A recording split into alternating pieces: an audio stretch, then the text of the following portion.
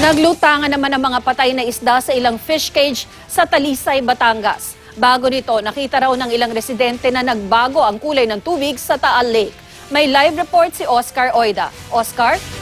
Yes, Tina, matapos ang napabalitang fish kill kahapon, sinadya namin ang mga fish cage sa may Talisay, Batangas. Kumpirmado sa damakmak ang mga patay na isda. Sa naturang fish cage pa lang, aabot na raw sa milyon-milyong piso ang halaga ng pinsala. Nakausap din namin sa lugar ang resort owner na si Maricar Lunstra. Ipinakita niya sa amin ang cellphone video na kuha niya sa harap ng kanilang resort kahapon ng umaga. Nagulat na lang daw sila nang biglang magbago ang kulay ng tubig sa lawa ng Taal. Naging malagatas daw.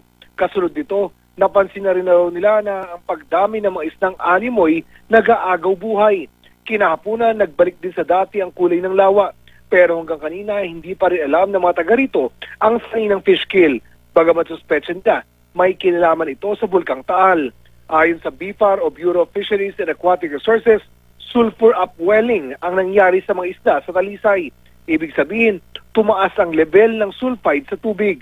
Nangyayari ito kapag malakas ang hangin at nagdudulot ng malalaking undercurrent o alon sa ilalim ng nagpapagalaw naman ng sediment sa lawa. Ang resulta nito, high level ng hydrogen sulfide. Inabisuhan daw ng BFAR ang mga mangisda na kadalasan nangyayari ito mula Nobyembre hanggang Pebrero. Sabi ng BFAR, bawal lutuin at kainin ang mga isdang apektado ng fish kill. Balik sa iyo, Tina. Oscar, naabisuhan ba yung mga nakatira malapit dyan sa may fish kill na bawal nilang hulihin at kainin yung mga naglutangang isda?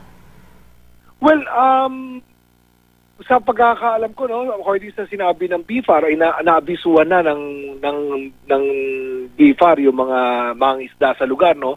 Pero kanina kita natin may mga taga maritime police na naglilibot sa lugar, pinapaalalahanan yung mga isda, no, na bawal ilabas yung mga patay na isda doon sa mga fish cage. Kaya kanina ay paikot-ikot sa lugar yung mga maritime police para matiyak na hindi maipupuslit, no. Ang pangamba kasi ng mga otoridad natin dito, Tina, ay baka nga magamit, no, kung hindi man ibenta, lutuin o kainin ng mga tao. Ayon nga sa BFAR ay bawal ito at mapanganib para sa mga tao, Tina.